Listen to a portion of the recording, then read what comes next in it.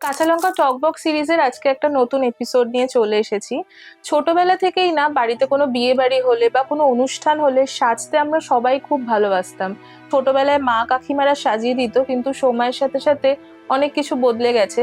এখন সাজের কথা ভাবলেই মাথায় আসে একটা ভালো মেকআপ আর্টিস্ট। আজকে আমার কাছে একজন ভালো মেকআপ আর্টিস্ট এসছে, আমার খুব পরিচিত। ওর নাম হলো ইপসিতা। নমস্কার, আমি ইপসিতা। ইপসিতার সম্বন্ধে একটু জানবো। ইপসিতা কোথায় থাকো? আমার রিসেন্ট বাড়ি এখন উত্তরপাড়া। উত্তরপাড়া। আমার জন্মস্থান শ্রীরামপুর উত্তরপাড়া, মানে হ্যাঁ, ওই কাছাকাছি, কাছাকাছি। একদম। মেকআপ ইন্ডাস্ট্রিতে কত বছর হলো তোমার? 2009 থেকে। মানে অনেকগুলো বছর হলো। অনেকগুলো বছর মানে ছোট পেরিয়েছে। থেকেই কি তোমার ইচ্ছে ছিল তুমি মেকআপ না। নিয়ে কিছু করবে? না, একদমই না। শোনো, প্রথমে বলি তোমাকে, হ্যাঁ। আমার বাড়িতে খুব ছোটবেলা থেকে হুম, আমি সানন্দা ম্যাগাজিন আমার বাড়িতে আসতো। সবারই। সানন্দা হ্যাঁ, মনে হ্যাঁ, আসতো, হ্যাঁ, তো হ্যাঁ। আমি দেখতাম। তো আমার বাড়িতে যারা ছিল না, আমার বাবা অ্যাডভোকেট, তো এইগুলো না আমার তখন ভাবতাম আমি অ্যাডভোকেটই হব। তো এইসবই ভাবতাম, মাথার মধ্যে আমার চলতো, কিন্তু বাই প্রফেশন আমি ওটাই করবো। তো আমরা যেটা ভাবি সেটা তো হয় না। তো করতে করতে করতে লাইফ এগোচ্ছে, হলো হলো হলো হলো লাস্ট মোমেন্টে অ্যাডভোকেট তো হলাম না। লাস্টে বাই প্রফেশন আমি মেকআপ আর্টিস্ট আর স্যালন ইন্ডাস্ট্রিতে চলে এলাম। ও, স্যালন ইন্ডাস্ট্রি। তোমার হ্যাঁ। স্যালনও আছে? হ্যাঁ, স্যালন সেটা কি উত্তরপাড়াতেই? হ্যাঁ, এখন উত্তরপাড়াতে আছে। আচ্ছা। এর আগে আমার স্যালন বাগুইহাটিতে ছিল, লেকটাউন। আচ্ছা। লেকটাউন। লেকটাউন। লেকটাউনে। আচ্ছা, লেকটাউন মানে তো একদম আমাদের বাড়ির তোমাদের কাছে। বাড়ির হ্যাঁ, কাছে। হ্যাঁ।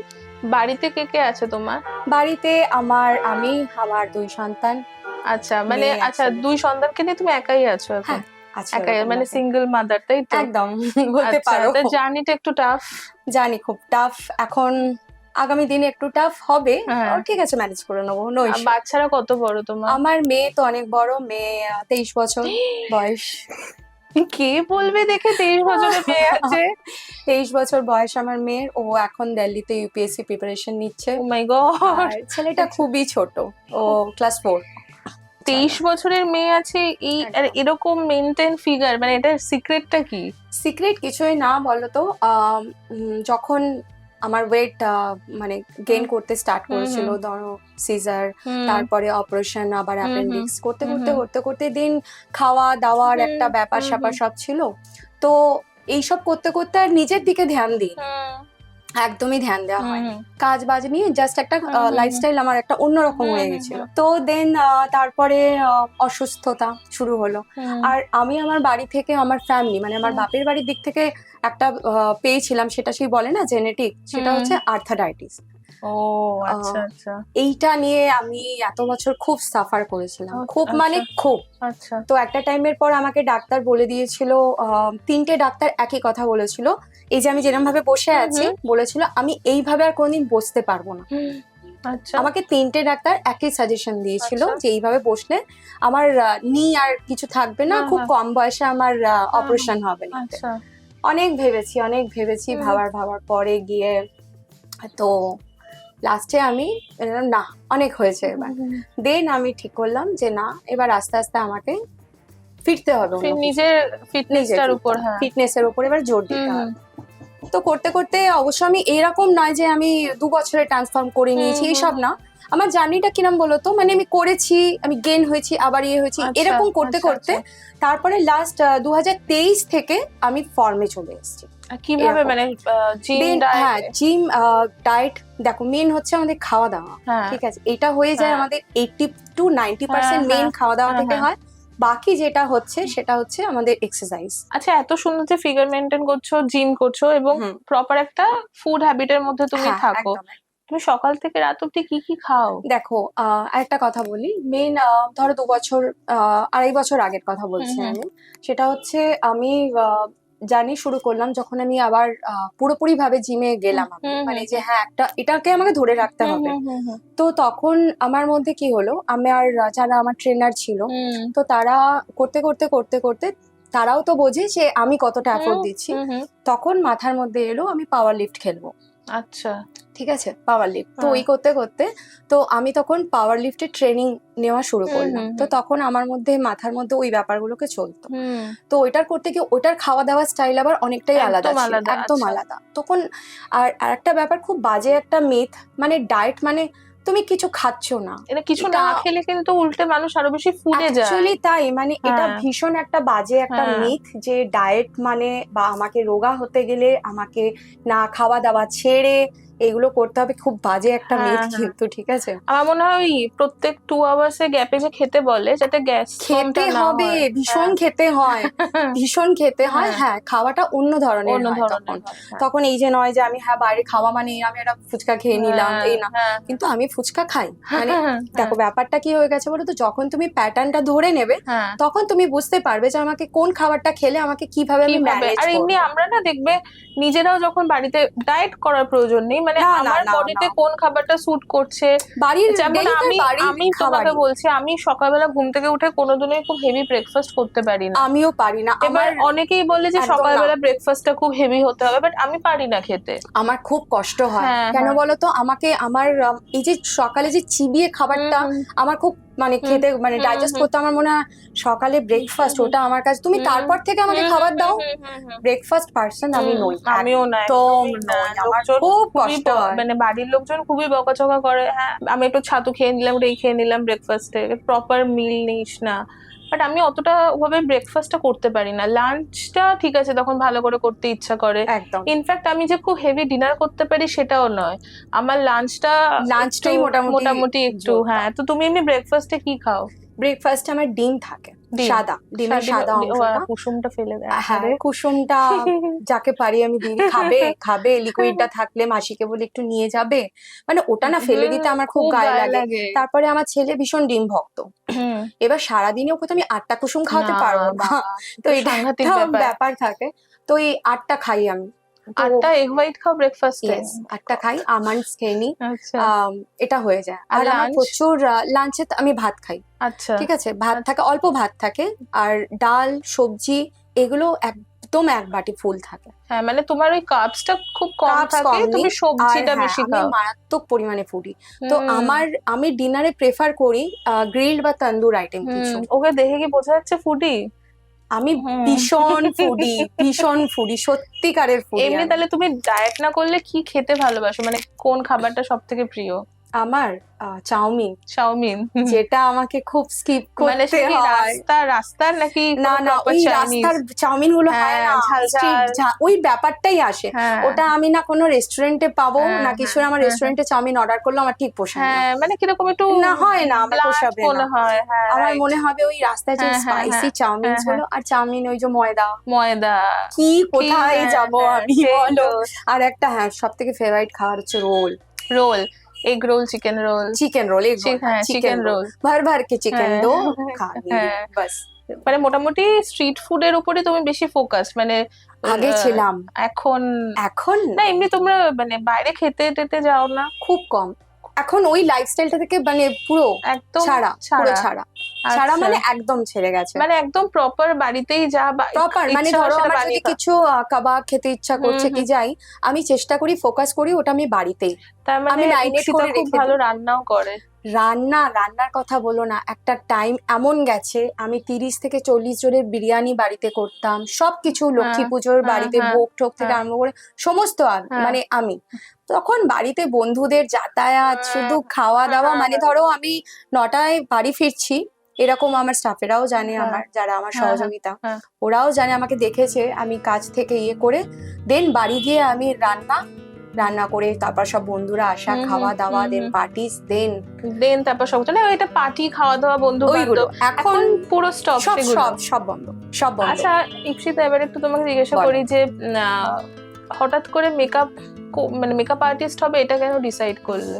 আমি না ডিসাইড করিনি, জানো তো, ওই যেমন কোর্স করলাম, কোর্স করার পর থেকে সেই হয় না কিছু বন্ধু বান্ধব হলো সোশ্যাল মিডিয়া থেকে, হতে বেশ ফ্লো হয়ে গেল ব্যাপারগুলো, হয়ে গেল। তারপর ভাবলাম যখন আমি এই জিনিসটা জানি তখন এই জিনিসটা ইউটিলাইজ করা উচিত, ঠিক আছে। করতে হয়ে গেল। ফার্স্ট তো আমি ইন্ডাস্ট্রিতে ছিলাম, দেন আস্তে আস্তে ফ্রিল্যান্সিং করতে দেন স্যালুন।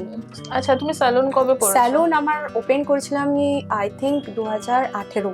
18 মানে Yes. অনেকটা দিনই হলো। অনেকটা হয়ে কিন্তু এই গেছে। যে স্যালন ইন্ডাস্ট্রি যেমন ধরো একটা পাড়ার মধ্যে প্রচুর ছোট ছোট স্যালন থাকে, হুম, মানে মোটামুটি একটা পাড়াতে যেমন মুদিখানার দোকান থাকে তার থেকে একটু কম রেশিওতে পার্লারও দেখবে, ছোট ছোট হ্যাঁ ছোট হ্যাঁ পার্লার হ্যাঁ, আছে। একদম একদম। এবার সেখানে কম্পিটিশনটা একটু বেশি না, যে আর একটা নতুন করে স্যালন করা, সেটার হ্যাঁ পেছনে থাকে তো তো, একটা যেমন দেখো বলছি, যখন আমার বড় যখন স্যালন লেকটাউন বাঙুরে ছিল, হুম, তার আগে আমার যাদবপুরেও চলছিল। আচ্ছা যাদবপুর সাউথ সিটি, তোমার বাড়ির ওদিকে সাউথ সিটি মলের পাশেই হ্যাঁ, কার্যনগরে, ওখানে আমার একাডেমি ছিল। Okay. ওটাই আমার ফার্স্ট স্টার্টিং ছিল। আচ্ছা তখন আমার প্রচুর স্টুডেন্ট ছিল, আচ্ছা প্রচুর। আচ্ছা এই যে কোভিড হলো, হ্যাঁ, কোভিডের পর সবকটা বন্ধ বন্ধ হলো। হয়ে কেন আমার পক্ষেও ওটা একটা হুম, দুটো হুম। চালানো, দেন অতজনের স্যালারি দেওয়া, তো আমার পক্ষে সম্ভব হচ্ছিল না।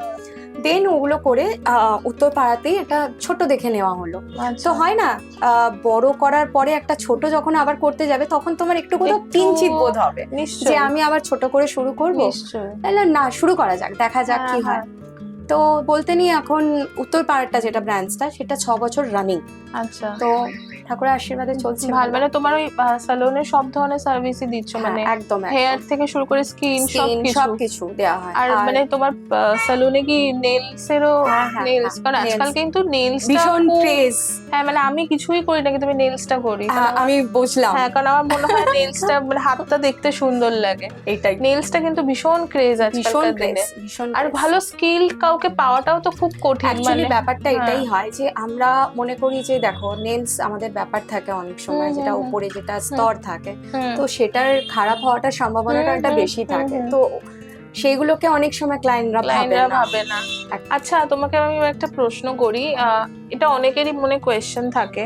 ধরো আমরা কলেজের পর কোনো নতুন কোর্স করতে যাচ্ছি, হুম। কিছু সেই প্রসিডিওর গুলো আমরা যেরকম জানি যে আমাদের এই এই স্টেপটা ফলো করতে হবে, কিন্তু কেউ যদি সত্যিকারেরই মেকআপ আর্টিস্ট হতে চাইছে, সেটাকেই প্রফেশন বানাতে চাইছে, যেখানে কোনো ভুল নেই, কিন্তু আমরা অনেকেই কিন্তু জানি না যে মেকআপ আর্টিস্ট হতে গেলে আমি মেকআপ করতে ভালোবাসি, এটা ছাড়া আমাদের কি কি প্রয়োজন।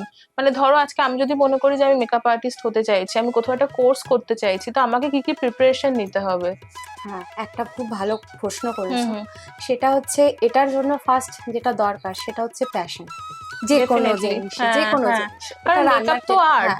মেকআপ একটা আর্ট। হ্যাঁ। এবার তোমাকে মাথায় রাখতে হবে, আমি যেটা জানি, হুম মানে ধরো আমরা যারা মানে ইন্ডাস্ট্রির পুরনো মেকআপ আর্টিস্ট বলছি, হুম তারা আমাকে মনে রাখতে হবে, আমি একটা 20 টাকার কাজল দিয়েও, হুম 20 টাকার কাজল দিয়েও আমি এটা করতে পারি। হুম তো তার জন্য আমাকে একটা ম্যাকের কাজল বা অ্যানাস্থেসিয়ার কাজল দিয়েই ক্রিয়েট করতে হবে তা কিন্তু না।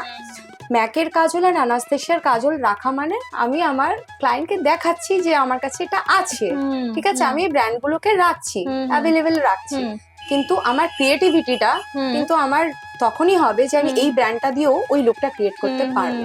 এটা হচ্ছে ফার্স্ট থিঙ্কিং। মানে আমার অনেক আগের ব্যাচের কথা বলছি, মানে আমি আমার যাদবপুর ব্যাচের কথা বলছি, সেখান থেকে এখনো পর্যন্ত এমন এক একজন বেরিয়েছে, মানে আমি ওদেরকে এখন যখন দেখি আমার হয় না, একটা প্রাউড ফিল করি। ওরা কিন্তু রীতিমতো ইন্ডাস্ট্রিতে টপ সেলিব্রিটিসদের সাথে কাজ করছে বম্বে গিয়ে। আচ্ছা মানে এটা আমার কাছে কিন্তু মস্ত বড় নিশ্চয়ই, পাওনা, এবং নিশ্চয়ই। তারা কিন্তু রীতিমতো যোগাযোগ রেখেছে। আর এখনো পর্যন্ত ফেসবুকে বা ইনস্টাতে ওরা ওখানে ওপেন লেখে যে ম্যাম এটা আজকে তোমার জন্য আমি এই জায়গায়। তো এইটা অনেক বড় বড় পাওয়া, অনেক বড় মানে পাওয়া আমার প্যাশনটা তো কাছে। ডেফিনেটলি থাকতে হয়। ইনফ্যাক্ট আমি আর একটা জিনিসও জানতে চাই, বল। যে ধরো আমি তোমার কাছে মেকআপ শিখতে গেলাম, তুমি আমাকে শেখাচ্ছ, তো আমাকে কি কি ক্যারি করতে হবে, এগুলো কিন্তু খুব প্র্যাকটিক্যাল কোয়েশ্চেন। আমার মনে হয় একদম। এগুলো অনেকেরই আইডিয়া থাকে না, মানে আমি একটা খাতা পেন নিয়ে চলে গেলাম, না, সেটা তো হয় একদমই না। না, একদমই না, না।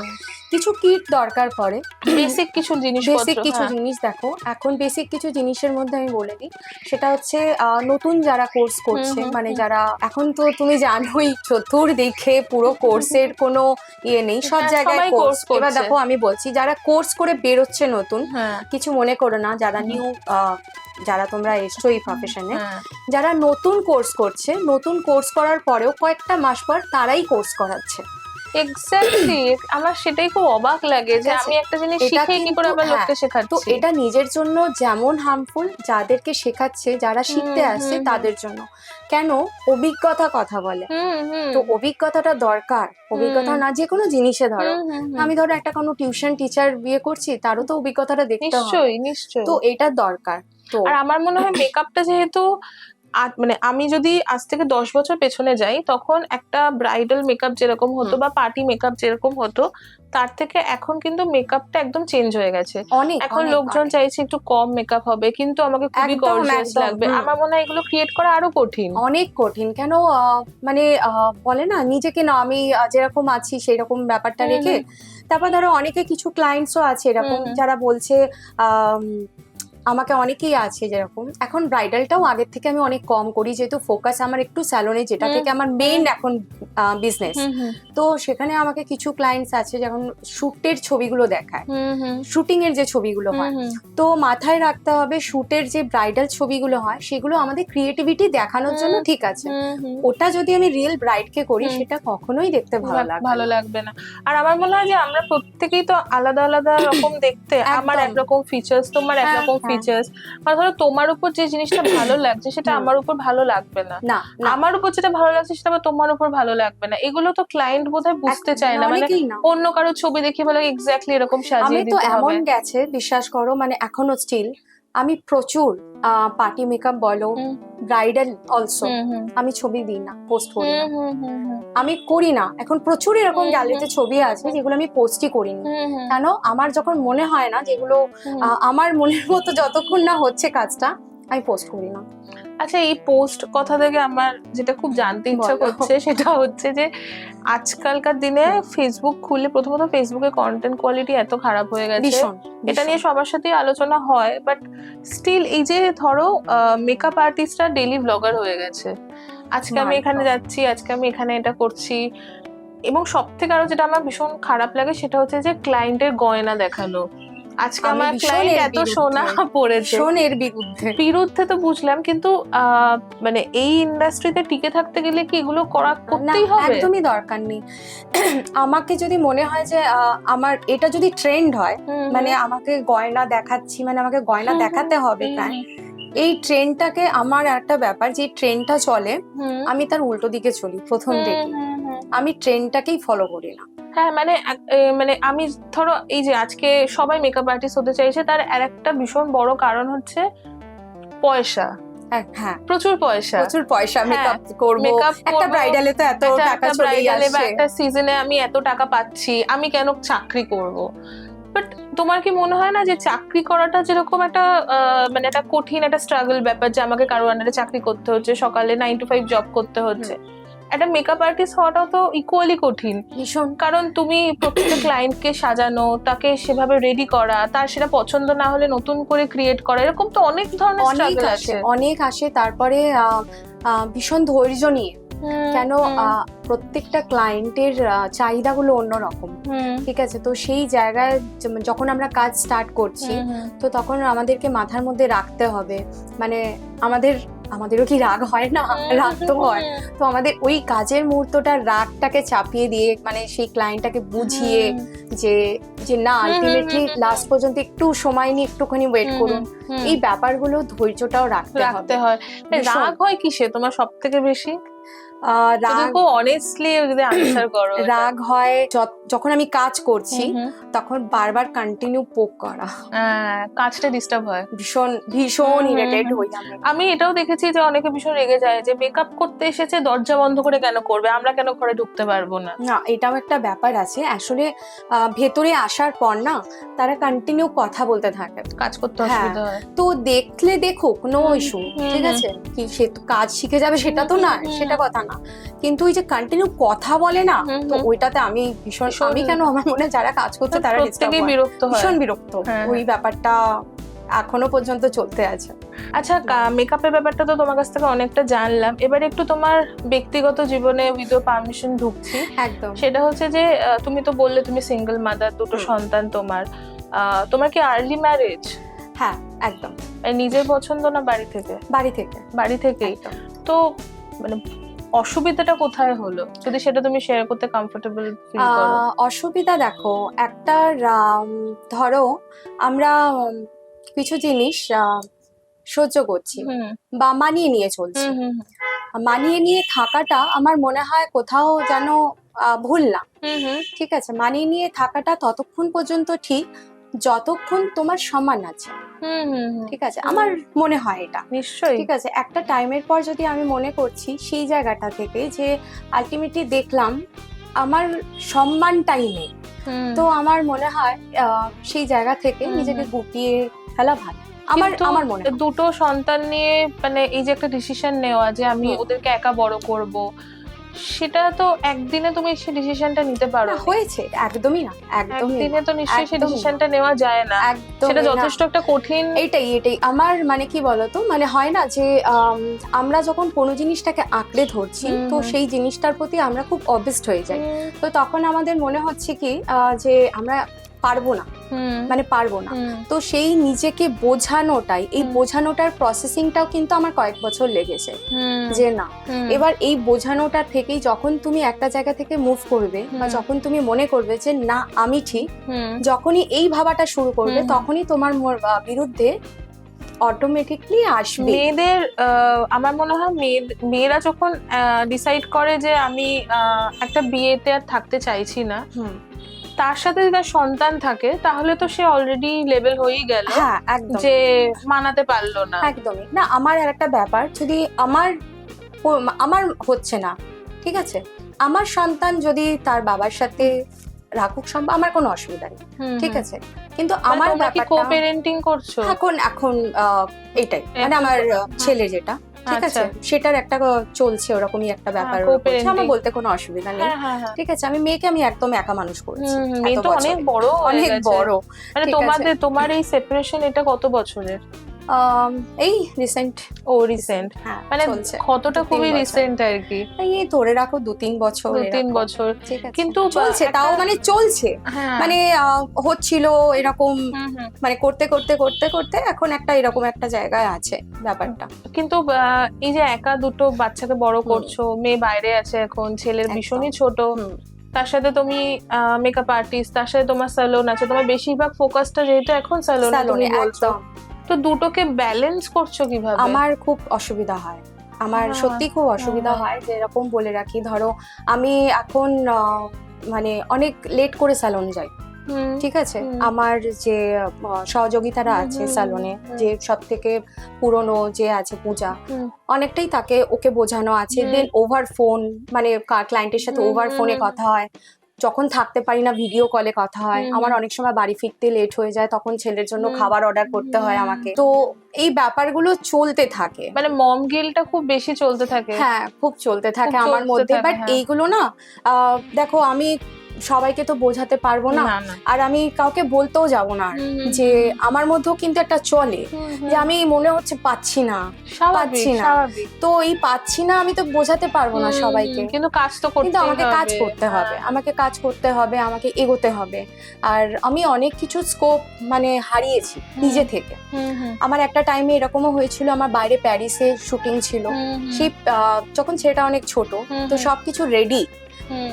লাস্ট মোমেন্টে গিয়ে ওটাও আমি হাতছাড়া করি। মানে সেটা কি শুধুমাত্র মানে সংসার অনেক এবং কিছু, হ্যাঁ, বাচ্চা? আমি লাস্ট মোমেন্টে গিয়ে হাতছাড়া করি, হুম। ওটা ছেলের জন্য করি যে না আমি যাব না। তখন আচ্ছা ছেলে ছোটও ছিল, আচ্ছা কেন ছেলে যখন খুব ছোট তখনই আমি কাজে বেরিয়ে যাই। আচ্ছা। হ্যাঁ, কাজ তো তখন করতেই হ্যাঁ, হয়, হ্যাঁ। তো কাজের সাথে যুক্ত না হ্যাঁ। থাকলে আজকে এই জায়গাতে আসতে পারতাম না। মানে তোমার কি মনে হয় যে উইদাউট পার্টনার বাচ্চাদের বড় করা এবং সংসার করার জন্য মানসিক ভাবে কতটা স্ট্রং হওয়া দরকার? ভীষণ। দেখো, না, ফিনান্সিয়াল স্ট্রং হতেই হবে, option নেই। ওটাই হতে হবে, হ্যাঁ, ওটাতে তো কোনো ওটাই অপশন হতে নেই। হবে। আমি তোমায় বলি, সেটা হচ্ছে মানসিক শোক, মানে যেটা হবে, হুম হুম তুমি এদিক থেকে স্ট্রং হলে, টাকা পয়সার দিক থেকে স্ট্রং হলে তবেই তুমি এটা হতে পারবে। হুম এটা হুম, কিন্তু একটা ধ্রুব হুম, সত্যি হুম, কথা। হুম, তার মানে কি আমি অবসাদে ভুগি না? তার মানে কি হুম, আমার লাগে না? হুম, হ্যাঁ লাগে, কিন্তু কিছু করার নেই। হুম, তো আমি মোটামুটি চেষ্টা করি, ধরো আমার যারা স্যালনের ক্লায়েন্ট, হুম, তাদের উদ্দেশ্যে হুম, বলি আমি, হুম, তোদেরকে সবাইকে থ্যাংক ইউ। ওরা না হ্যাঁ। আমার এখন মানে খুব ক্লোজ, যারা মানে ক্লায়েন্ট থেকে আমার বন্ধু হয়ে গেছে। হুম হুম হুম। মানে ওর বন্ধু হয়ে গেছে, হুম, হুম। মানে এরকমই হয়ে গেছে, কন্ট্যাক্ট ওরাই বোধহয় ফ্যামিলি হয়ে যায়। ওরা ফ্যামিলি হয়ে গেছে। হ্যাঁ, এবার দেখো তার মানে এই না যে ওরা আমাকে খাওয়াতে আসছে হুম, বা আমি ওদেরকে খাওয়াতে যাব, হুম, হুম, পাশে আছি মানে এই না যে সারাক্ষণ হুম, ধরে ওরা আমার দেখবে বা আমাকে টাকা দিয়ে হেল্প করবে, এটা নয়। হুম, হুম, বা আমিও তাদের পাশে আছি যে বলছি, হুম, হুম, এটার মানে এই না যে আমি তাদেরকে ফিনান্সিয়াল হুম, সাহায্য করছি, হুম, হুম। বাট পাশে আছি, একটুখানি খবর নাও বাস। আচ্ছা, খবর নাও। নিশ্চয়ই। আর এমনি ধরো এই যে পরিস্থিতিটার মধ্যে দিয়ে যাচ্ছ, হুম। ফ্যামিলি মেম্বার্স মানে তোমার পেরেন্টস তোমার সাথে কতটা আছে? আমার কেউ নেই, পেরেন্টসও নেই? আমার কেউ ও নেই, মানে তুমি একদম একা? একদম। তাহলে তো জার্নিটা আরো কঠিন। হ্যাঁ, কঠিন। মানে মেয়ের সাথে কিরকম সম্পর্ক, বন্ধুর মতো? বন্ধু, একদম একদম? বন্ধু, ওই জায়গাটা খুব স্ট্রং, একদম ওখানটা না হলে বন্ধু। তো। হ্যাঁ, এত বছরে একটা কোনো কারণে আমাদের মধ্যে একটা একটুখানি হুম, মিসআন্ডারস্ট্যান্ডিং একটা হয়েছিল, হুম, হুম। ঠিক আছে, অত ডিপলি আমি যাচ্ছি না, না না, ঠিক হ্যাঁ। আছে। তো মাঝের 2 বছর আমার ও ভীষণ বন্ধু হয়ে গেছে। হুম, আর বলতে গেলে আমি এটা একদমই মানে মেনশন আমাকে করতেই হয়, হুম, শ্রী, এটা আমি বলছি, আমার মেয়ের নাম ডাকনাম শ্রী। আচ্ছা, তো আমার ছেলেটাকে ও হুম, যখন দিল্লিতে যায়নি, ও হুম, ও একটা মায়ের ভূমিকা পালন করেছে আচ্ছা, মারাত্মক পরিমাণে। আচ্ছা।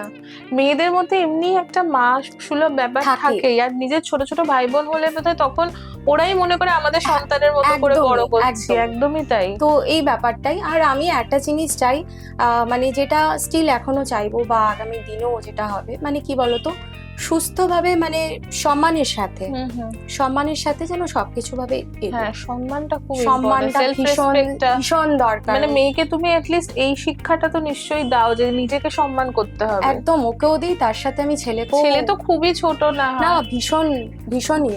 যেমন আচ্ছা। আমি ওকে বলি টুকটাক বাড়ির কাজে, হ্যাঁ, হ্যাঁ, বাড়ির কাজে ওকে হ্যাঁ, ইনভলভ করাই। হ্যাঁ, যেমন থালা তুলে হ্যাঁ, রাখো, হ্যাঁ, নিজের জায়গাটাকে হ্যাঁ, ক্লিন করো, বিছানা ঝাড়ো। হ্যাঁ, আমি হ্যাঁ, জানি কিন্তু ও প্রপার করবে না, হ্যাঁ, হ্যাঁ, কিন্তু কিন্তু শেখানো। আমি শেখাই, ওকে হ্যাবিট করা Exactly. যে এটা ওরও কাজ। হ্যাঁ, হ্যাঁ, অ্যাকচুয়ালি তুমি এই কথাটা বললে বলে আমার যেটা মানে সবসময় মনে হয়, আগেকার দিনে যখন বাচ্চাদের বড় করা হয় তখন মেয়েদেরকে কিন্তু বাড়ি কাজ করো, বাড়ির এটা হ্যাঁ। করো, তোমাকে শিখতে হবে। ছেলেদের কিন্তু সবসময় না। একটা প্রিভিলেজে রাখা হতো যে ঠিক আছে, মানে মারাও ব্যাক অফ দ্য মাইন্ডে ভাবতো ছেলের বিয়ে হবে, বউ আসবে, সে করে দেবে। একদম। তবে আজকালকার দিনে আমি দেখছি আমার যত বন্ধু বান্ধবের ছেলে আছে তারা ছেলেদেরকে এত সুন্দর করে বড় করছে, মানে রান্নাঘরের কাজও শেখাচ্ছে, হ্যাঁ। ঘরের কাজও শেখাচ্ছে, আবার তাকে একটা ছেলে মানে তাকে তো দায়িত্ব নিতেই হবে, একদম, চাকরিও করতে হবে, নিজের পায়ে দাঁড়াতেও হবে, তার সাথে সাথে কিন্তু সংসারটাকে করা ভীষণ সেটাও কিন্তু দরকার যে এটা শেখাচ্ছে। আমার একা, একটা মেয়ের হুম, একার হুম, নয়, হুম, এটা আমাদের দুজনের। হুম, হুম। তো এই জিনিসটাকে আমি খুব ফলো করি। হ্যাঁ, এটা খুব ভালো লাগলো জেনে।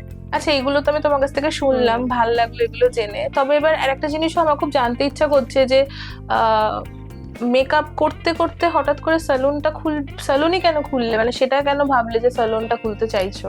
স্যালনের এটা বরাবরই মাথায় ছিল, যখন আচ্ছা। স্যালন কোর্সও করেছিলাম। আচ্ছা, কোর্সও করেছো? কোর্সও আচ্ছা। কমপ্লিট ছিল হুম, আমার। হুম, হুম, তো তখনও আমার মানে কোনো না কোনো দিন করব, হুম, হুম, ঠিক আছে। তো এটা একটা মাথার মধ্যে চলতো হুম, আমার, হুম, যে তারপরে করতে করতে ডিসিশন নেওয়া হলো যে একটা হোম হুম, হুম। ওপেন আচ্ছা, করা। তুমি যেটা আমাকে বললে তোমার ফ্যামিলিতে তোমার বাবা বোধহয় অ্যাডভোকেট ছিলেন, হ্যাঁ। তো সেখান থেকে তুমি যখন একদম আলাদা লাইনে যেতে চাইছো, মানে স্যালুনে কোর্স করছো, হুম। মেকআপে কোর্স করছো, ফ্যামিলি থেকে কোনো প্রবলেম হয়নি? না, মানে তারপরে জেনারেলি কি? হয়েছে কেন, আমার বাবা তার আগেই মারা গেছিল, আচ্ছা, ছেড়ে চলে আচ্ছা, গেছিল। মানে তাহলে তুমি সবটা একা একাই মোটামুটি সামলেছো? না, আছে কিছু মানুষের অবদান হ্যাঁ, আছে, হ্যাঁ, হ্যাঁ, সে অস্বীকার করব না হ্যাঁ, আমি হ্যাঁ, একদমই, হ্যাঁ, কিছু হ্যাঁ। মানুষের অবদান আছে, আচ্ছা, একদম। আচ্ছা, এই যে স্যালুন খুললে, তো স্যালুন তো একটা বেশ সারাদিনের একটা ব্যাপার, মানে তোমার সারাদিন ওখানেই কেটে যাচ্ছে, বিভিন্ন ধরনের ক্লায়েন্ট হুম, আসছে, কেউ চুল কাটছে, কেউ কালার করছে, ফেসিয়াল করছে, এরকম বিভিন্ন ধরনের স্যালুনের সার্ভিস হয়ে থাকে। একদম। তোমার কোন সার্ভিসটা মানে ক্লায়েন্টের জন্য করতে বেশি ভালো লাগে?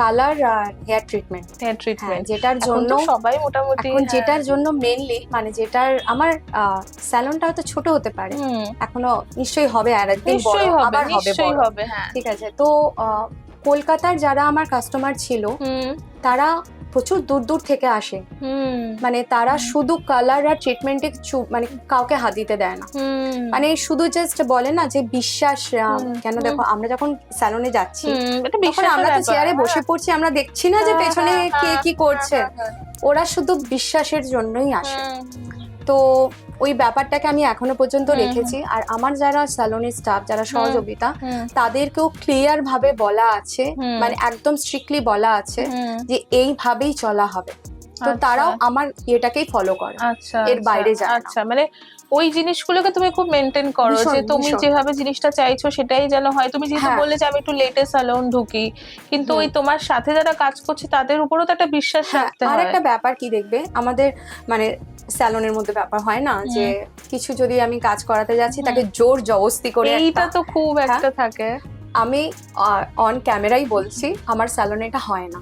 আচ্ছা, হয় না মানে হয় না, ওদেরকেও বলা আছে ফোর্সিং করবে না, না মানে না, সে চাইলে করুক। আমাদের বলার দরকার যেটা আমরা বলে দেবো, তাদের ওপর আমরা ছেড়ে দিই যে তারা এটা কাজটা করবে কি করবে না। তার জন্য আমাকে হয়তো একটু আস্তে আস্তে বড়লোক হচ্ছি আমি। আস্তে আস্তে বড়লোক হচ্ছি, নাহলে এতদিনে আর একটু পৌঁছে যেতাম। আচ্ছা, আর একটা জিনিস বলো, এই যে আজকালকার দিনে এত ধরনের চুলের ট্রিটমেন্ট বেরিয়েছে না, কেউ বোটক্স করছে, কেউ কি ন্যানোপ্লাস্টিয়া বোধহয়, প্রথমে ছিল বোধহয় স্ট্রেটনিং, তারপর স্ট্রেটনিং, এখন তো কেরাটিন হলো, মানে স্ট্রেটনিং আমার স্যালন বন্ধ। মানে এই যে চুলের উপর এত কেমিক্যাল দিয়ে এত ধরনের কিছু হচ্ছে, সেগুলো কি কিছুটা হলো তো চুল ক্ষতি করে নাকি? আমি বলে দিই, হ্যাঁ ক্ষতি, মানে যখন ধরো কোনো হিট পেনিট্রেট করা হচ্ছে তখনই আমাদেরকে মাথায় রাখতে হবে, যখন আমরা এই ধরনের সার্ভিস, কেমিক্যাল ট্রিটেড সার্ভিস নিচ্ছি, তখনই ফোকাস মাথায় রাখতে হবে আমরা হোম কেয়ারের দিকে বেশি যত্ন, মানে আমাদেরকে ফোকাস রাখতে হবে। তো আমরা কি করি, স্যালন থেকে তো নিয়ে চলে গেল, ঠিক আছে, হোম কেয়ারে কেউ জোর দেয় না। ট্রু, এইটাতেই প্রবলেম ক্রিয়েট হয়, তখনই নষ্ট হতে শুরু করে, এটাতেই প্রবলেম ক্রিয়েট। এমনকি আমি নিজের কথাই বলছি, ধরো আমি কোনো সার্ভিস, আমি ধরো ট্রিটমেন্ট করালাম, ট্রিটমেন্ট করাবার পর যদি আমি চুলের যত্ন আমি যখন নেওয়া বন্ধ করে দিই না, তখনই গল্পটা শুরু হয়ে যায়। আচ্ছা, তো এটা আমাকে মাথায় রাখতে জিনিস আমাকে হবে। বলো, এই যে হেয়ার কালারের কথাও আমি যদি বলি, একটা মিথ, আমি জানি না এটা মিথ না এটা সত্যি, আমি বলতে পারবো না, বলে তুমি যত বেশি কালার করো তোমার চুল তত তাড়াতাড়ি পেকে যাবে। না, এটা কেন?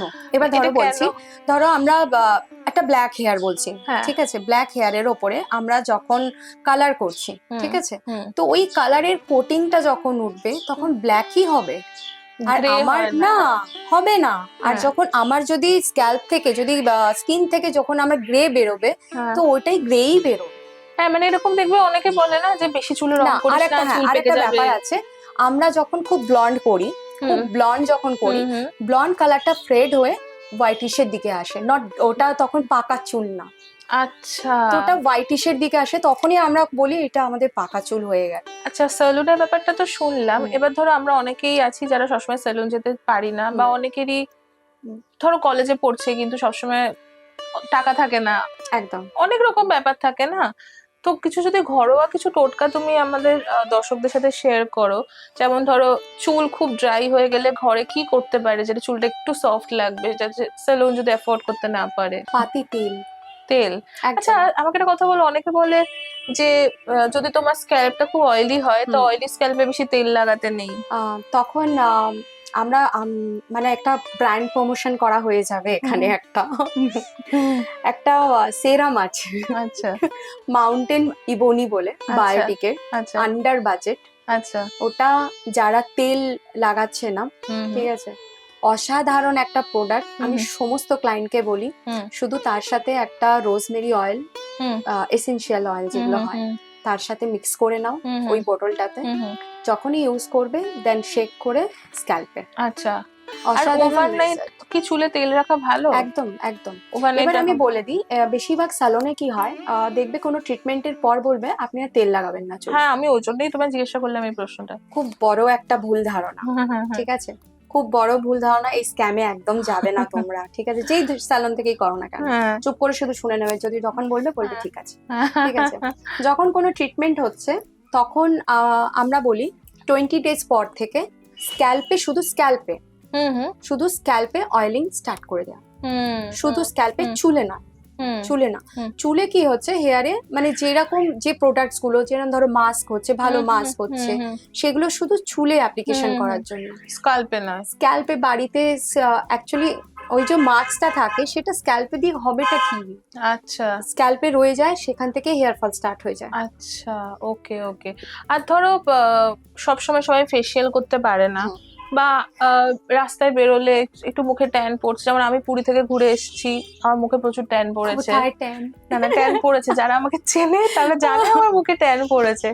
এবার এইগুলোকে বাড়িতে তো কিছু টোটকা থাকে যেগুলো বাড়িতে হ্যাঁ remove দেখো, করা যায়। একটা হচ্ছে সবাই মোটামুটি এখন মানে সোশ্যাল মিডিয়ার হ্যাঁ যুগে হ্যাঁ মোটামুটি সবাই জানে হ্যাঁ ডিটান প্যাক মোটামুটি সবার বাড়িতে হ্যাঁ, কম না আমি বেশি যদি ধরো থাকে। ঘরের এবার জিনিস ঘরের দিয়ে, ব্যাপারে হ্যাঁ, আসছি হ্যাঁ, আমি, সেটা হচ্ছে খুব এফেক্টিভ, এটা আমি আমার প্রচুর ক্লায়েন্টকে হুম, বলেছি, তারা খুব সেটা হচ্ছে গাজরের রস। আচ্ছা, ঠিক আছে, গাজরের রস আর ভিটামিন স্যালিন যে ট্যাবলেটটা হুম আছে, হুম হুম হুম ঠিক আছে, ওটা জাস্ট হাফ নিয়ে, হুম, হাফ ভিটামিন সি ট্যাবলেট আর হুম, গাজরের রস হুম, এমন ভাবে কোয়ান্টিটিতে তৈরি করবে যাতে মাত্র 2 দিন কি 3 দিন 3 যায়। দিনের বেশি, হ্যাঁ, ওটা ফ্রিজে রাখতে হবে। আচ্ছা, ঠিক আছে, একটা ভালো করে ওটা জুস তৈরি করে হুম হুম ফ্রিজে রেখে দেবো হুম হুম স্প্রে হুম বোতলে। হুম হুম ঠিক আছে, হুম ওইটাকেই বাড়িতে যারা থাকবে, মানে হুম, যারা ধরো বাড়িতে আছে, তারা সারাদিনে মোটামুটি 4-5 বার ইউজ করবে স্প্রে। আচ্ছা, জাস্ট স্প্রে করে দেবে, জাস্ট স্প্রে, আচ্ছা স্প্রে করে ওটাকে ড্রাই করে নিতে হবে। আচ্ছা, আর যারা বাড়িতে থাকছে না, হুম হুম তারা মোটামুটি 2 দিন 2 বার হুম হুম, আচ্ছা। এইটা আর একটা জিনিস দারুণ। ধরো ওই যে ছোটবেলা থেকে আমরা শুনে আসছি মুলতানি মাটি মাখলে খুব এবার ভালো একটা হয়। বড় কথা বলি, মুলতানি মাটি খুব ভালো, হুম কিন্তু হুম মুলতানি মাটির অনেক কিছু ব্যাপার আছে। হুম রিঙ্কেলস হুম, আনার জন্য মুলতানি মাটির অবদান অনেক কিন্তু। আচ্ছা ঠিক আছে, আচ্ছা, তো মুলতানি মাটির সাথে মাথায় রাখতে হবে, শুধু মুলতানি মাটি আমরা কি করি, মানে আমরা কি জানি গোলাপ জল দিলাম কি হুম, জল দিলাম দিয়ে হুম, লাগিয়ে নিলাম, হুম হুম, ঠিক আছে, একদমই না।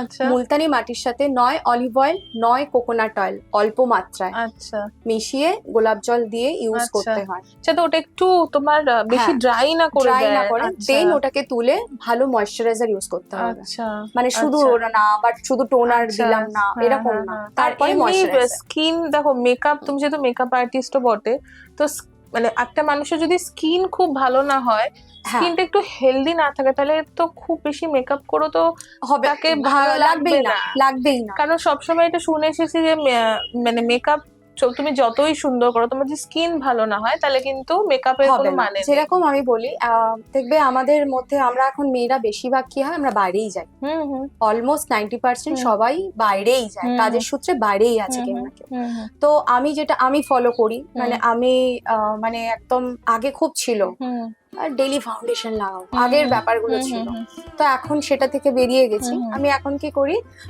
মানে স্কিন প্রিপারেশনের দিকে বেশি ধ্যান দিই। হুম ঠিক আছে, দেন ধ্যান দিয়ে একটুখানি সানস্ক্রিনের সাথে অল্প মাত্রায় just hmm 1 to 2 drop Bibi cream mix করে হুম হুম। লাগিয়ে নিই। আর আচ্ছা, কম্প্যাক্ট। সানস্ক্রিন বলতে আমার মনে হলো যে আমরা অনেকেই কিন্তু আমি অন্যের কথা বলতে পারবো না, আমিও অর্ধেক সময় সানস্ক্রিন ইউজ করি না। কেন? কেন? কেনটা কেন? তো কেনটা হচ্ছে এটাই যে পিওর বাংলা ভাষায় ল্যাদ, যে আবার একটা সানস্ক্রিন মাখবো, না, কিন্তু অ্যাকচুয়ালি সেটা কি তো জানো, সানস্ক্রিন এখন যে মানে এখনকার সানস্ক্রিনই কিন্তু ট্রিটমেন্ট বেসড সানস্ক্রিন। হুম ওই সানস্ক্রিনেই তোমার একটা সানস্ক্রিনেই পিগমেন্টেশনও সরাচ্ছে, অনেক কিছুই করছে। কেন, নাইসিনামাইড অ্যাসিড, এই তোর হ্যালোরনিক অনেক অ্যাসিড, কিছু অনেক আজকাল কিছু আছে। বেরিয়েছে, তো হ্যাঁ। ওইগুলো একটুখানি ঘাটাঘাটি করলে, হুম, নিজের স্কিন টাইপ বুঝে যদি সানস্ক্রিন বেছে নাও, হুম, তুমি আস্তে আস্তে দেখবে পিগমেন্টেশন যাদের আছে না, হুম। তাদের একদম আস্তে আস্তে গায়েব হয়ে যায়। হ্যাঁ, মানে আমি এটা সবাই বলে যে ডেফিনেটলি সানস্ক্রিন ইউজ করা উচিত। আমি তো লাইফে প্রচুর বার মানে সানস্ক্রিন ইউজ না করে আমি ভীষণ প্রচুর কেস সানস্ক্রিন লাভার, খেয়েছি। আমি কিন্তু সানস্ক্রিন লাভার। মানে আমার এখন যেমন আমি পারপাসলি, মানে আমি যেখানে যেখানে যাই ব্যাগের মধ্যে সানস্ক্রিন নিয়ে ঘুরি, তাও কখনো কখনো সময় মিস হয়ে যায়।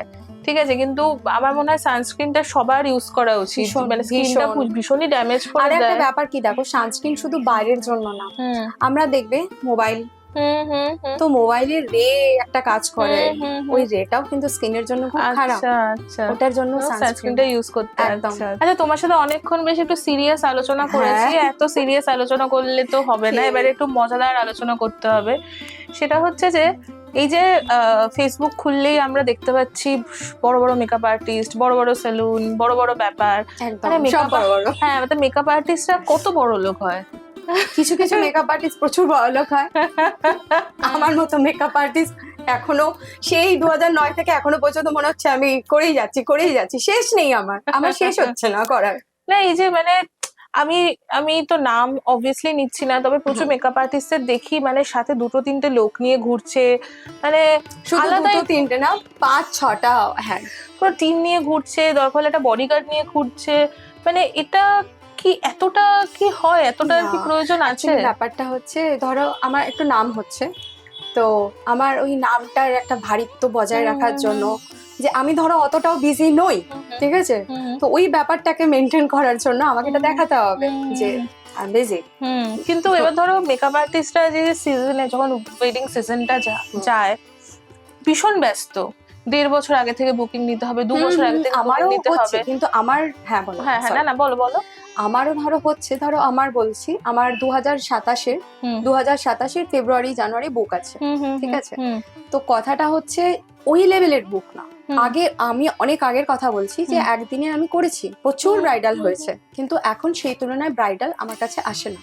আচ্ছা, যেহেতু তুমি স্যালুনে বেশি ফোকাস করেছি, তারপর আস্তে আস্তে কাজের এই যে কাজ দেখাতে হবে না, লোক দেখছে যে ব্রাইডাল করছে না, তো এই ব্যাপারগুলো তো ওইটা করতে হবে, ওই যে পুরোটাই শুটিং করে করে পোস্ট করতে হবে, আমার কাছে সত্যি অত সময় সেটা নেই। তার মানে সেটা তুমিও খানিকটা স্বীকার করছো যে আজকালকার দিনে টিকে থাকতে গেলে তোমাকে এগুলো একটু সোশ্যাল মিডিয়াতে অ্যাক্টিভ থাকতে হবে, যেটা আমি পারবো না, যেটা তোমার হচ্ছে না, যেটা আমি পারবো না। হ্যাঁ, বাট তাও তুমি বলো, একটা জিনিস আমার খুব জানতে ইচ্ছা করে, এই যে সবাই মানে আমি আমার আশেপাশেও কিছু লোকজনকে দেখেছি যারা হয়তো পড়াশোনা করছে, তারা তাদের কেরিয়ার নিয়ে যদি কিছু ভাবে, তারপরে মেকআপ আর্টিস্ট হতে চাই, আমি খুব ওই গ্ল্যামারটা ভালো লাগছে।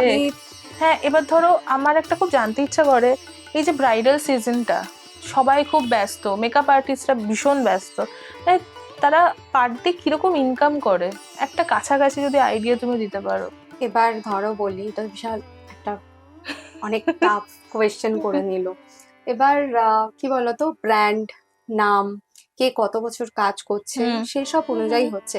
ধরো বলছি, তুমি যদি একটা সিনিয়র মেকআপ আর্টিস্টের কথাই যদি বলছো, যারা জুনিয়র নতুন এসছে, আমি তাদের 30 তোমার চার্জ করবেই, মানে আমি একটা দিনে তারা মানে আমি বলছি 20 স্টার্টিং। এবার ধরো সে একদিনে কতগুলো ব্রাইড নিচ্ছে তার উপরেও ডিপেন্ড করছে কোথায় যাচ্ছে। আচ্ছা, কলকাতায় করছে, কলকাতার বাইরে করছে, কলকাতার বাইরে গেলে তো সেই চার্জেস হাই হবে, কেন তার সাথে অ্যাসিস্ট্যান্ট যাবে, তারও চার্জেস থাকবে। কারণ আমি দেখছি যে এই যে ধরো মেকআপ আর্টিস্টরা যারা ভীষণই মানে পপুলার হয়ে গেছে, তাদের জীবনযাত্রা, তাদের জীবন যাপন করাটা একদম অন্যরকম হয়ে গেছে, এবং সেটা দেখে কিন্তু যথেষ্ট আজকালকার বাচ্চা ছেলেমেয়েরা আমার মনে হয় ওটাতে আরো বেশি অ্যাট্রাক্ট হচ্ছে। ব্যাপারটাই দেখে না আরো মানে কি বলতো, উপরের যে আমরা যে পুরো ব্যাপারটা দেখছি, সেই ব্যাপারটা দেখে অ্যাট্রাক্ট হয়ে আরো বেশি যাচ্ছে যে আমি এটা করবো, প্রচুর টাকা, প্রচুর নাম, লোকে চিনবে জানবে। হবে না, এভাবে হয় কেন বলো তো, আমার অনেক স্টুডেন্টরাই আছে বলছি, তারা এখনো কন্টিনিউ করেনি। আচ্ছা, মানে তখন এখন মনে হয় কেন শিখলো, হ্যাঁ সত্যি কেন শিখলো, কেন এতটা টাকা খরচা করলো, কেন না, এটা টাকা জিনিস বলো, সময়, এই যে টাকা খরচা করলে, তুমি কথাটা বললে, মানে মেকআপ শিখতে গেলেও তো তোমার প্রচুর টাকা খরচা হচ্ছে। কিরকম খরচা হয়? দেখো, এক তো খরচা হচ্ছে, কেন দেখো আমি যখন কোর্স করাতাম তখন একটা চার্জেস হলো, ঠিক আছে, তখন ধরো 25-30 যাই হলো, এখন সেগুলো আরো বেড়েছে। আচ্ছা, তার উপরে তারা আবার জিনিসপত্র কিনছে, কিট বানাচ্ছে, কিটের একটা আলাদা খরচা, তো সেইগুলো করে আলটিমেটলি নিজের কাছে জমে গেল, তো কোনো কাজে আসছে না, কি হচ্ছে, নিজে মেকআপ হচ্ছে। টিকে থাকাটাও, যুদ্ধ করাটাও তো একটা বড় ব্যাপার, যে আমাকে যুদ্ধ করতে হবে। আমি বলি, আমি যখন ইন্ডাস্ট্রিতে এসেছিলাম তখন কিন্তু এই মুয়া শব্দটার মানেও, মুয়া শব্দটার মানেও কিন্তু জানতো না যে মুয়া, এখনো অনেকেই জানে না মুয়াটা কি। তো আমি যদি আমার বরকে বলি যে আমি মুয়া হতে চাই, আমার বর বলবে মুয়াটা কি। আজকালকার দিনের ছেলে বা আমি তো আমার মাকে বলি, আমার বোন যে বাইরে থাকে সেও জানে না মুয়া কি। আমি কয়েক বছর আগে আমার মানে ফেসবুকের নাম ছিল মুয়া ইপসিতা, এরকম কিছু একটা, নিজেও ভুলে গেছি কি ছিল। তো আমার একদিন মনে হলো যে না, আমি সরাবো এবার মুয়াটা, আমার আর ভাল লাগছে না, মানে এত মোমো হয়ে গেছে, সরিয়ে দিয়েছি। তো এখন আমার নাম সরকার ইপসিতা করে দিয়েছি, নিজের নাম। এবার এই যে সরকার ইপসিতা সরকার তো এখন সিঙ্গেল মাদারটা আমি ছেড়ে দিলাম, সিঙ্গেল। এবার এই মানে মুয়া তো সরে গেছে, এবার এই যে ইপসিতার কাছে কিরকম ডিএম আসে? অনেক কিরকম ডিএম আসে? অনেক খুলি না, মানে ভালো লাগে না, একদম ক্রিপি কিছু আসে কি, মানে যেগুলো তোমার মনে আছে? না, ক্রিপি অনেক আগে আসতো, মানে আমি তো আবার আগে এমন ছিল, আমি তো ধরে মানে এরকম করে যাতা লিখতাম, লাইভ করে বলে দিতাম। এখন তো অনেক শান্ত হয়ে গেছে, অনেক শান্ত হয়ে গেছে আমি, তো এখন আর পাত্তাই দিই না, যা বলছে বল, এরকম একটা ব্যাপার হয়ে গেছে আমার। আর জিম করো, জিমেও তো বেশ, মানে জিমটা কিন্তু একটা বেশ ইন্টারেস্টিং প্লেস, মানে লোকে জিম করছে, বডি বানাচ্ছে, রোগা হচ্ছে, হোয়াট এভার, কিন্তু তার সাথে এই সুন্দরী মহিলারা থাকলে জিমের ট্রেনাররা এবার আমি যারা না, জিম করতে এবার আমি আসছে। তোমাকে বলি, একটা খুব ভালো প্রশ্ন করলে। জিমের মধ্যে আমার যে ভূমিকাটা ছিল সেটা হচ্ছে আমি হচ্ছে ভাই, ঠিক আছে, আমি হচ্ছে ভাই। হ্যাঁ। আমার বডিটাই অন্যরকম হয়ে গেছিল আচ্ছা, তখন, আচ্ছা, আচ্ছা। একদম অন্যরকম। আচ্ছা, চাল ধরন এরম অন্য ধরন হয়ে গেছিল আমার, মানে না বডি ল্যাঙ্গুয়েজটাই আমার অন্য ধরনের হয়ে যাচ্ছিল। তো যখন আমাকে যেতাম, আমাকে দারা সিং বলতো, মানে আমাকে দারা সিং নাম দিয়ে দিয়েছিল, ভাই ভাই করেই ডাকতো। তো আমাকে কেউ ওইভাবে দেখতোই না। আচ্ছা, মানে এইটা একটা আমার পজিটিভ একটা ব্যাপার হ্যাঁ। পেয়েছি, যে হয় না যে জিমের মধ্যে হয় না একটা ব্যাপার, আমি পাইনি ওই আচ্ছা। ব্যাপারটা। কিন্তু এই যে মানে ইপসিতা কি সেকেন্ড চান্সে বিশ্বাসী? হ্যাঁ, বিশ্বাসী, একদম। ইন্টারেস্টেড কেউ থাকলে ডিএম, সেটা একদম। ডিএমটা খুলবে কিনা সেটা গ্যারান্টি আমি দিতে পারছি না। একদম। আচ্ছা, এবার ইপসিতাকে একটু 5টা কোয়েশ্চেন করবো, একটু র্যাপিড ফায়ার গোছের আর কি। তোমার মাথায় যেটা আসবে তুমি সেটাই ফার্স্ট আনসার করবে, আচ্ছা, বলো। বেশি কিন্তু সময় দেওয়া যাবে না। আচ্ছা, ঠিক আছে। আচ্ছা, তোমাকে বললাম 5টা কোয়েশ্চেন করব। প্রথম কোয়েশ্চেন হচ্ছে যে এরকম কোনো সেলিব্রিটি আছে যাকে তুমি মেকআপ করতে চাও? হ্যাঁ, কে? শাহরুখ খান। শাহরুখ খান যদি পডকাস্টটা শুনে থাকেন, টক বকটা শুনে থাকেন, প্লিজ যোগাযোগ করবেন, ও নিশ্চয়ই মেকআপ করে দেবে। আচ্ছা, তো নেক্সট কোয়েশ্চেনে যাই। এরকম কি কখনো হয়েছে যে তুমি কোনো একটা ডেটে গেছো, জঘন্য খাবার খেয়ে এসেছো এবং ডেটটাও জঘন্য ছিল? খুব বাজে। হ্যাঁ, একটা এক্সপিরিয়েন্স বলো বাজে একটু। বাজে, খুব বাজে। মানে একটা ডেট মানে কি, আমি ওই রকম লাইক ওইরকম ডেট নয়, কাজের সূত্রেই ধরো আমি বলছি, আচ্ছা, ঠিক আচ্ছা, আছে। আর আমার না মনে হয় আমি হ্যাঁ, খাবারটা আমি যেখানেই খাই, আবার সেটা যদি কোনো এক্সপেন্সিভ জায়গায় হয়, হ্যাঁ, সেখানকার খাবারটা যদি পুরো স্পয়েল হয়, হ্যাঁ, মানে আমার তো তখন মনে হয় যে আমি কখন বাইরে গিয়ে হ্যাঁ, ওই ঠেলাওয়ালারা যেখানে লাগায় হ্যাঁ, হ্যাঁ, ওইখানে গিয়ে আমি কখন ওই খাবারটা খাবো। সে এক প্লেট ঘুগনিও হতে পারে, হ্যাঁ, আচ্ছা, ওই ঘুগনিটা খেলে পরে হ্যাঁ, তখন আমার শান্তি হবে যে না, আচ্ছা। এবার আমি কিছু খেয়েছি। আচ্ছা, আচ্ছা, আচ্ছা, তোমাকে থার্ড কোয়েশ্চেন করি। সেটা হচ্ছে যে সেলুনে যে তুমি যখন সার্ভিস দিচ্ছ, তোমার বিভিন্ন ধরনের ক্লায়েন্ট আসছে, সারাদিনের একটা ব্যাপার আছে। তো একটা ক্লায়েন্ট ধরো এসে 3-4 ঘন্টা তোমার থেকে সার্ভিস নিচ্ছে, তাকে কখনো কোনো খাবার তুমি অফার করো? একদম। কি অফার করো? একদম তার মনের মতো সে বিরিয়ানি, মানে আমাদের একদম, এই যারা দেখছো কিন্তু তারা কিন্তু ওখানে কমেন্ট করো প্লিজ, ঠিক আছে। বিরিয়ানি খাওয়ায় কিন্তু। বিরিয়ানি কখনো আমরা জোম্যাটো থেকে, আবার তারা যদি হেলথ কনসার্স হয় তাদের হেলথ কনসার্সের জন্য আলাদা ফুড, চিকেন প্যাটিস, বার্গার, এগুলো লেগে সবই মানে খাওয়া দাওয়াটা আছে। একদম। খাওয়া দাওয়াটা, কোনোদিনও হ্যাঁ। মানে যে বসে আছে তাকে শুধু আমরা একটা জাস্ট শুধু জল অফার করি তা না, হ্যাঁ, হ্যাঁ, হ্যাঁ। এরকম না, হ্যাঁ, হ্যাঁ। এটা ম্যান্ডেটরি। আচ্ছা, আচ্ছা, এবার যদি জিজ্ঞেস করি যে তোমার কমফর্ট ফুড কি? কমফর্ট ফুড সবসময় যদি আমাকে কেউ তন্দুর খেতে দেয়, ওটা comfort food. Comfort food. Paneer, যে কোনো পনির, যেকোনো ধরনের পনির? হ্যাঁ, যে কোনো পনিরে আমি বেশি মানে মানে আমার খুব মনে হয় খুব তাড়াতাড়ি আমি ডাইজেস্ট করতে পারি। পনির, চিকেন, মানে গ্রিলড, তন্দুর, এইসব জাতীয়, এটা আমার খুব কমফর্ট ফুড। আচ্ছা, এবার লাস্ট কোয়েশ্চেন করি। সেটা হচ্ছে একটা মেকআপ আর্টিস্টের জীবন তুমি যদি একটা খাবারের সাথে তুলনা করতে চাও, সেটা কি খাবার হবে? বিরিয়ানি। বিরিয়ানি। কেন বিরিয়ানি? কেন?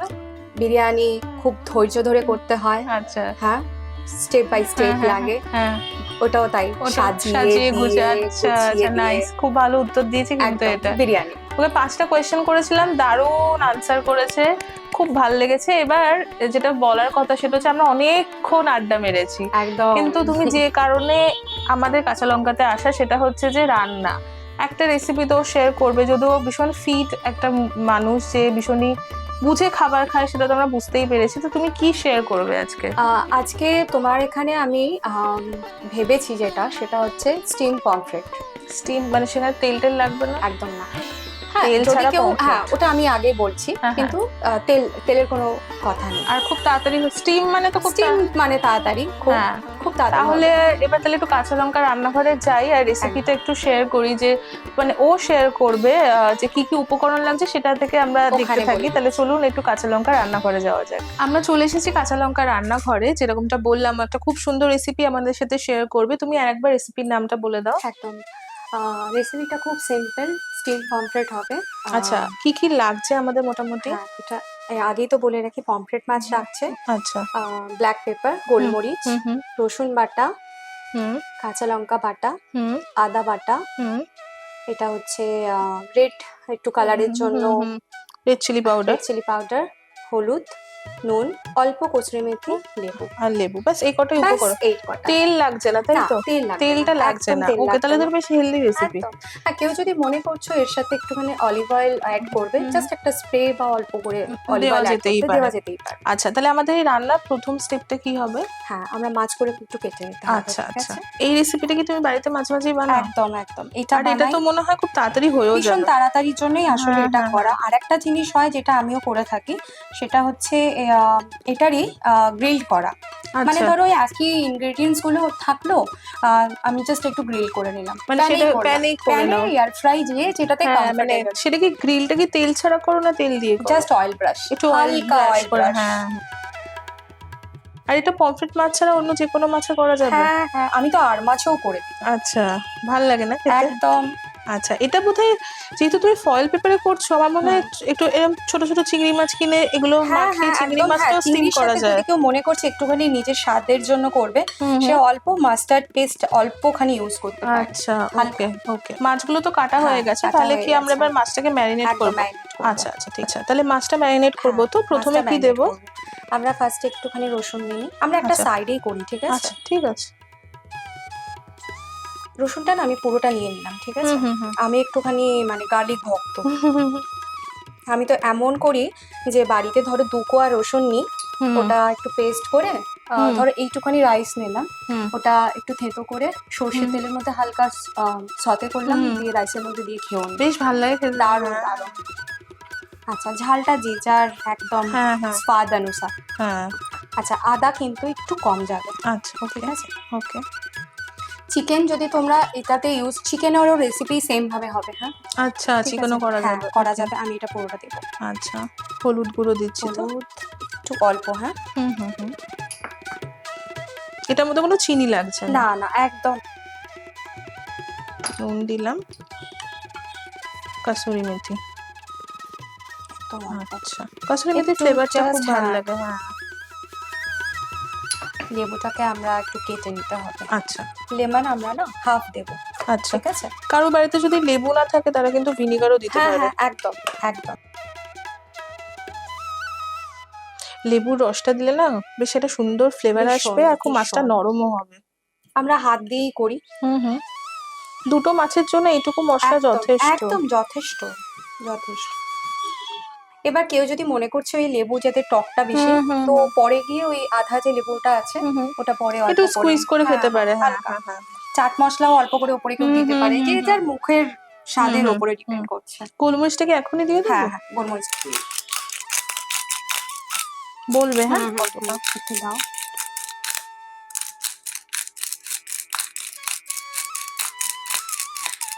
ব্যাস।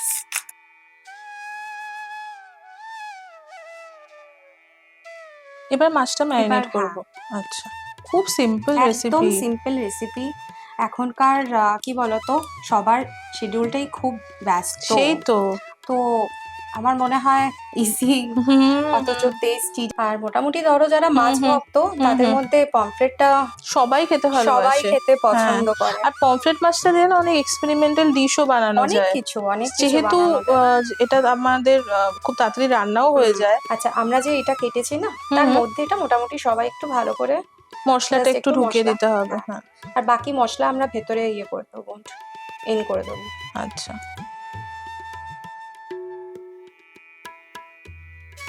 আচ্ছা, জাস্ট বেঁচে যাওয়া যে একটুখানি মশলা আমরা একটু ভেতরে দিয়ে একটু দিচ্ছি। ভেতরে দেবো, অটোমেটিকলি স্টিমের সময় ও নিজেই নিয়ে নেবে। আমার মনে হয় যারা বাইরে থাকে, একা থাকে, তাদের জন্য একদম রেসিপিটা খুব best, ভালো, একদম কারণ best। বেশি কোনো রকম কিছু ওই না, কষানো এবার কোনো আরেকটা দরকার ব্যাপার নেই। যে বললাম, যাদের ধরো হয়তো গন্ধ লাগছে, তারা এই সেম ভাবেই এটাকে গ্রিল করতে পারে। স্টিম যারা পছন্দ করছেন না, মাছটা ম্যারিনেট করা হয়ে গেছে, এবার মাছটা কতক্ষণ রাখতে এটাকে হবে? মোটামুটি 1 ঘন্টা। 1 ঘন্টা 1 ঘন্টা রেখে দিলাম। বাইরেই রাখবো না ফ্রিজে? ফ্রিজে। ফ্রিজে 1 ঘন্টা রেখে তারপর আমরা বাকি স্টেপটা হ্যাঁ, করব। একদম। ঠিক আছে, আমাদের এখানে সময়ের একটু অভাব, আমরা হয়তো 1 ঘন্টা রাখতে পারছি না। আপনারা বাড়িতে 1 ঘন্টা কিন্তু অবশ্যই মাছটা রেখে দেবেন। আমরা এখানে স্টিমার বসিয়ে দিলাম। জলটা ফুটতে বসিয়ে দিলাম। জলটা ফুটতে বসিয়ে দিলাম। আচ্ছা, যাদের বাড়িতে ধরো এরকম স্টিমার নেই তারা কিভাবে স্টিম তারা করবে? ননস্টিক একটা কোনো কিছু বসাবে, কোনো পাত্র, ননস্টিক না হলে পুরো পাত্র দিল, জল দিয়ে দিল, আর তারপরে আমাদের ওই জালি টাইপের যেগুলো হয় না সেটা দিয়ে দিল, জাস্ট ওর উপরে এবার আমরা ফয়েল বসাতে পারবো। ফয়েল, ওকে ওকে, আমাদের ফয়েলও লাগছে তাই তো? হ্যাঁ, ফয়েল লাগবে। দেখো আর একটু কাটো। হ্যাঁ, বাস বাস, হ্যাঁ, ডান। এক একটা ফয়েলে কি এক একটা মাছ না দুটোই দিয়ে দেবো তো? আচ্ছা, গ্রেট।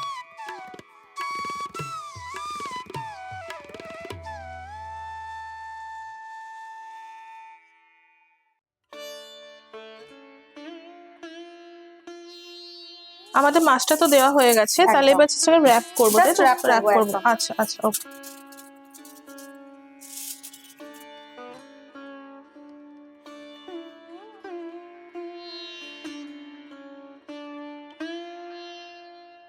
স্টিমে বসিয়ে দেবো। আচ্ছা, ওকে, খোলো। হ্যাঁ, এটা কতক্ষণ স্টিমে থাকবে? 15 মিনিট, 15 থেকে 20 মিনিট। 15 থেকে 20 মিনিট। একবার জাস্ট একটু চেক করে নিতে হবে। আচ্ছা, এটা কি এমনি হাইতে রাখতে হবে না মিডিয়াম বা লো? মিডিয়াম তো? আচ্ছা, হ্যাঁ, যদি আমাদের কাছে সময় থাকতো তাহলে এটা হাইতে দিয়ে 10 মিনিটে কমপ্লিট করে দিত, কিন্তু আমাদের কাছে সময় নেই, আমরা সঙ্গে সঙ্গে ম্যারিনেট করেই করছি, তো আমরা একটুখানি মিডিয়াম ইয়েতে রেখে একটুখানি সময় নিয়ে করব। আর যেহেতু আমরা এটা ইন্ডাকশনে করছি তো আমরা সেভাবে টেম্পারেচারটা এখানে কন্ট্রোল করছি। আপনারা গ্যাসে করলে অবভিয়াসলি ওটা মিডিয়াম ফ্লেমে দিয়ে দেবেন। এটার মুখটা এই ছোট্ট একটা ফয়েলের একটা অংশ কেটে আমরা, যাতে স্টিমটা বাইরে না যায়। ঠিক আছে, তাহলে মোটামুটি 15-20 মিনিট পর আপনাদের সাথে আবার দেখা হচ্ছে।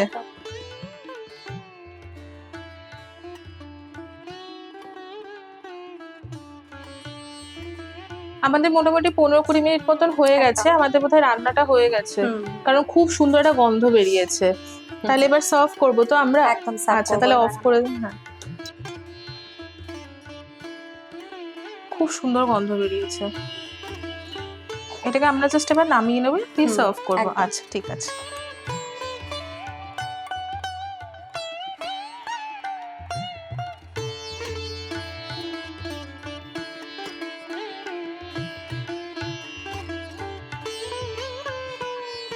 আচ্ছা, আমরা যখন সার্ভ করব তখন জুসটা আমরা ওর থেকে দিয়ে দেবো। একদম। আচ্ছা, কারণ এর মধ্যে মশলা অবভিয়াসলি আছে। আর এটা খেতেও ভালো লাগবে। আর উপর থেকে কিছু আমাদের ছড়াতে হবে, একটু গোলমরিচ ছড়িয়ে দেবো আমরা উপর থেকে। ওকে ওকে, গোলমরিচটা ছড়িয়ে দাও। আচ্ছা, উপর থেকে একটু গোলমরিচের গুঁড়ো ছড়িয়ে দিই। আর আমরা জাস্ট একটুখানি দেখতে ভালো লাগে যাতে, সেজন্য একটু ধনেপাতা, বাস। একটু আমরা ভালোভাবে খাবো না বলো? হ্যাঁ, সেটাই। আমি তো সবেতেই ধনেপাতা দিই। আমিও। বাস, সুন্দর লাগছে দেখতে, খুব তাড়াতাড়ি তৈরিও হয়ে গেল, খুব সুন্দর দেখতে হয়েছে, আর খেতে আই এম শিওর খুব ভালো হবে। যারা মাছ খেতে ভালোবাসেন অথচ হেলদি খেতে চাইছেন তাদের জন্য কিন্তু রেসিপিটা একদম পারফেক্ট। ট্রাই করো অবশ্যই কিন্তু। হ্যাঁ, কমেন্ট সেকশনে জানাবেন যদি বাড়িতে ট্রাই করে থাকেন। কাঁচা লঙ্কাতে অবশ্যই কমেন্ট সেকশনে জানিও। তোমার আজকে এখানে এসে কেমন লাগলো বলো? বলতে হবে, একটু বলো। ভালো লেগেছে, বিশ্বাস করো। আর শুধু রান্না নয়, বন্ধুর মতো, মানে বন্ধুর মতো অনেক কথা আমরা শেয়ার করেছি, অনেক গল্প করেছি, সাথে চা খেয়েছি। Thank you. চা ভীষণ টি লাভার অলসো। ঠিক আছে। আর তুমি কাঁচা লঙ্কা কি ফলো করো? একদম, অনেক আগে থেকে। রান্না শিখেছো কাঁচা লঙ্কা থেকে কিছু? তোমার রান্না শিখেছি। তাহলে তো খুব ভালো ব্যাপার। ঠিক আছে, আপনাদের আজকের এই রেসিপিটা কেমন লাগলো কমেন্ট সেকশনে কিন্তু অবশ্যই জানাবেন। আর আজকের এই আড্ডা সেশনটা আপনাদের কেমন লাগলো সেটাও কিন্তু কমেন্ট সেকশনে অবশ্যই জানাবেন। আপনাদের মতামত কিন্তু আমরা পড়ি, আমাদের খুব ভালো লাগে। আজকে ইপসিতার কাছ থেকে অনেক কিছু জেনেছি, মেকআপ সম্বন্ধে, স্যালন সম্বন্ধে, ও জীবন সম্বন্ধে, এবং খুব সুন্দর একটা রেসিপিও শিখেছি। আচ্ছা, এবার একটু দর্শকদেরকে বলো, যদি দর্শকরা উত্তরপাড়ার আশেপাশে কোথাও থাকে বা আমাদের এইদিকে কোথাও থাকে বা কলকাতার কোনো জায়গা থেকে যদি তোমার কাছে যেতে চায়, তোমার স্যালুনে যেতে যেত, স্যালুনের নাম কি? Ipsita's Ipsita's makeup studio. আচ্ছা, তো তোমার স্যালুনের কোনো অ্যাড্রেস আর ফোন নাম্বার থাকলে তুমি শেয়ার করতে পারো। আমার স্যালুন হচ্ছে উত্তরপাড়াতে নিয়ার সেনকো গোল্ড, সামনে ইকো ব্যাংক জোনাল অফিস আছে। আচ্ছা, আর ফোন নাম্বার যদি কিছু থাকে সেটাও শেয়ার ফোন করতে নাম্বার পারো। হচ্ছে আমার 8017439816। আর যদি কেউ তোমার কাছে মেকআপ করতে চায় সেটাও তো এই নাম্বারে যোগাযোগ করবে। ইপসিতার সমস্ত কিছু ডিটেলস কিন্তু আমরা ডিসক্রিপশনে দিয়ে দেবো, আপনারা একটু চেক আউট করবেন। আজকে ইপসিতা এখানে এসছে, খুব ভালো লাগলো। ওর জন্য আমাদের তরফ থেকে কিছু ছোট্ট উপহার আছে, চলুন এগুলো একটু দেখিয়ে নিই। প্রথমেই সানাস বেকারির তরফ থেকে একটা গিফট ভাউচার আছে। Thank you. ক্যালকাটা হর্টিকালচারের তরফ থেকে একটা গিফট ভাউচার আছে। Thank you. রমনিজের তরফ থেকে একটা গিফট ভাউচার আছে। কেটল বেরি থেকে একটা গিফট ভাউচার আছে। আর মন্দারিকার তরফ থেকে একটা গিফট ভাউচার আছে। এগুলো এভেল করে কিন্তু অবশ্যই জানিও কেমন লাগলো, আর আপনাদের আজকের এই এপিসোডটা কেমন লাগলো সেটাও কিন্তু কমেন্ট সেকশনে অবশ্যই জানাবেন। আশা করি আপনাদের আজকের এই এপিসোডটা খুব ভালো লেগেছে। যদি ভালো লেগে থাকে তাহলে অবশ্যই আমাদের চ্যানেলটা সাবস্ক্রাইব করবেন, ভিডিওটা লাইক করবেন, আর অবশ্যই সকলের সাথে শেয়ার করবেন। দেখা হবে আবারও একটা সুন্দর এপিসোডের সাথে, একটা নতুন অতিথির সাথে। ততক্ষণের জন্য প্রত্যেকে খুব ভালো থাকবেন, সুস্থ থাকবেন, আর কাঁচা লঙ্কাকে এভাবেই ভালোবাসা সাপোর্ট দিতে থাকবেন। See you soon and happy cooking. Thank you to all our gift partners, Kettle Berry, Mandarika eco resort and nursery, Ramani's, Sana's bakery, Calcutta horticulture and farm.